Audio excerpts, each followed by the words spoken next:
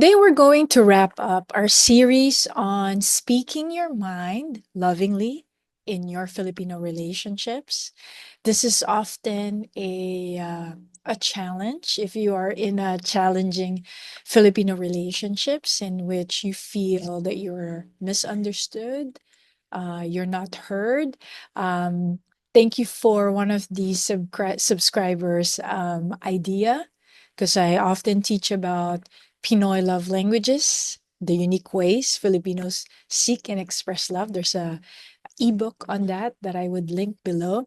But in this series, I've talked about speaking your mind using the stroke and the kick strategy. If you're not familiar, follow the playlist.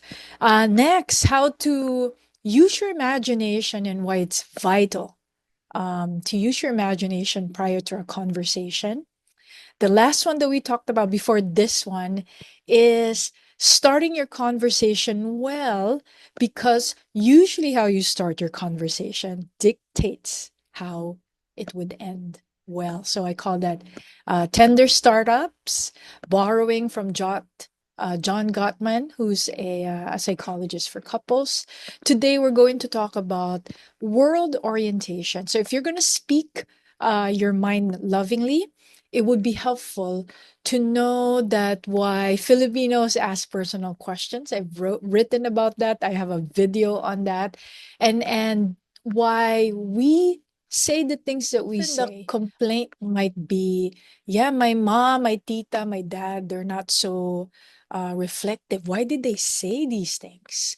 I'm going to link a picture in the above, in which in this study, they studied the American students versus Asian students. I believe it was Taiwanese or Japanese. There were a couple of groups. Um, Over and over again, because when you're doing research, you want to test it, different variables. But in general, what they found was that when Americans were asked to take photos of a person, a face, they focus primarily on the subject, okay, the face, compared to the Asian, at least the ones that are involved in this study. The person is basically a part of the picture.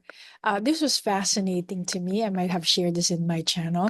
Sometimes I'll ask my husband to take a picture of me. Maybe I need it for, I don't know, social media. And I almost always complain that he's taking a photo too much of my profile, in which I truly want to be just part of the environment. There's a different orientation, even eye orientation, if you will, and how that can inform the way you converse is this. I'm saying this is just one variable. Often we might get offended when someone opens the door and they ask us personal questions. And as I'm saying, that could potentially be offensive now that we know better, because when we know better, we do better. At least that's what I want to believe. But in general, we're talking about intention.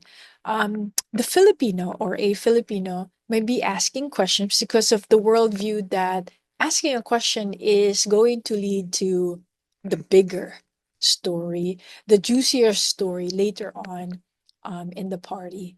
So it's a warm up, it's almost like an appetizer. So when we ask questions, I'm using question as material here. Um, from the Western, more American viewpoint lens, you are very focused on the person, the subject at hand, and you're asking a question because we are more task oriented in the West. Um, and you can see that it's fascinating to me, even from this study, this research, where our eyes would take us. What would be the first thing you would notice? Of course, there's always individual differences. And when we're doing research or studies, it's basically looking for trends or patterns. Okay, if you're saying I'm not like that, that's understandable. So the other part, going back to the example of asking a question, a Filipino is more relational oriented. So even from me using this picture that I just showed you, the photographer, I must tell you in the study, the photographer is also the Asian versus the American, right? Not just the subject. So mainly it's the photographer that they're actually using as the subject here. Um, the photographer is more concerned on how the subject has a relationship with its environment.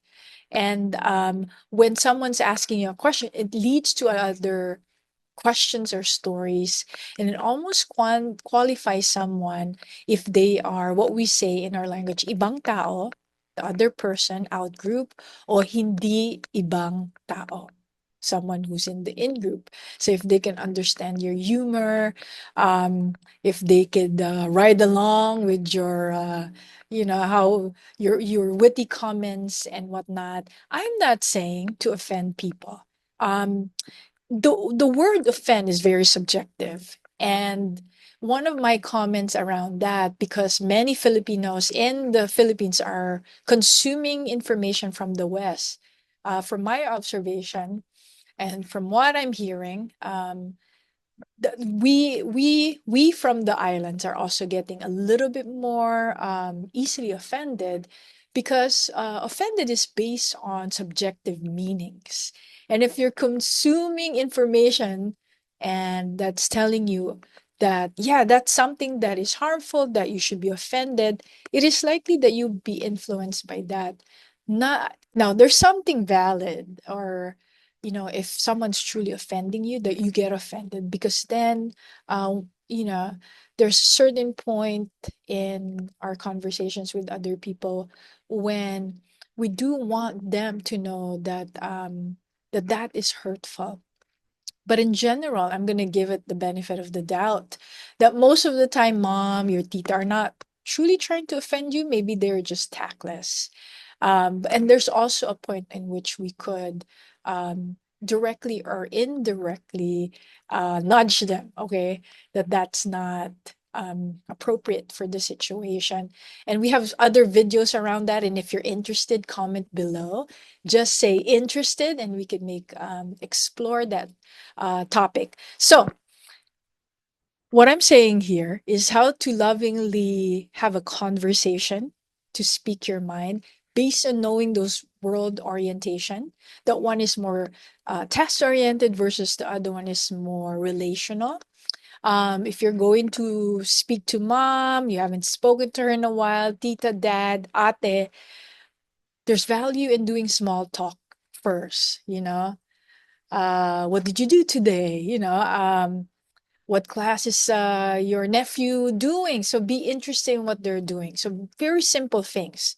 Then notice one to two things. I'm breaking this down not in chronological order, that you may use it as a tool, one of these things.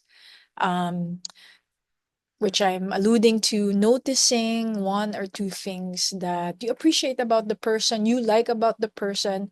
These are very commonsensical things when we're trying to establish um, rapport with someone. So again, do small talks first. Small things that you would engage or you find that may be of value to the other person. Notice one to two things.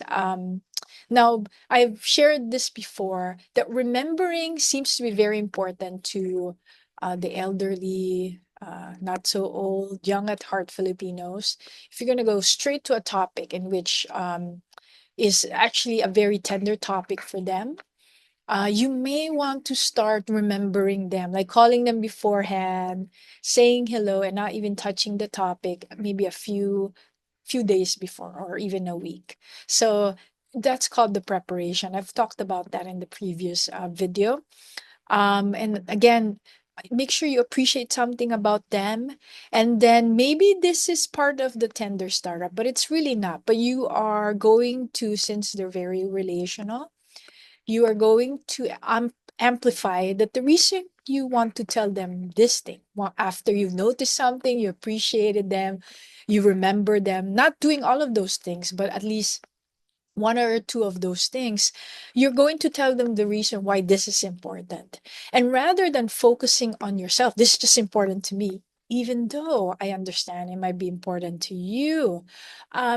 You could talk about that if that's something really that you must say, but try to amplify why that is important to the relationship. So you will notice that more by using collective pronouns like, this is, I'm sharing this because this is really important, because our relationship is something that I don't want to go sour, and I'm a little uncomfortable sharing this to you, but I feel that if I don't, there's going to be a roadblock between us, and that is something I don't want to happen. So the thing that I want you to take from this is that connection over strategy. You might learn so many different strategies from different people, but because the Filipino culture is very relational, you're going to take a little time. And I promise you, the time that you take to connect is going to be worth your time. That's how you get your needs met, um, by having someone feel that they're valuable, they're important, which is probably the main reason why you want to speak your mind. Of course, if there's trauma in the family, you might need some support. I'm going to leave the link just in case you're interested in just doing a complimentary consult. But I hope you find, beyond that, I hope you find these tools helpful to you. I wish you a very enriching relationship, in your Filipino relationships. This is how we break any cycle, any miscommunication, generational trauma. Thank you so much for listening. Roanne Digia Stamos, licensed psychotherapist here in California. Maraming pong salamat at sa ulitin. Bye now.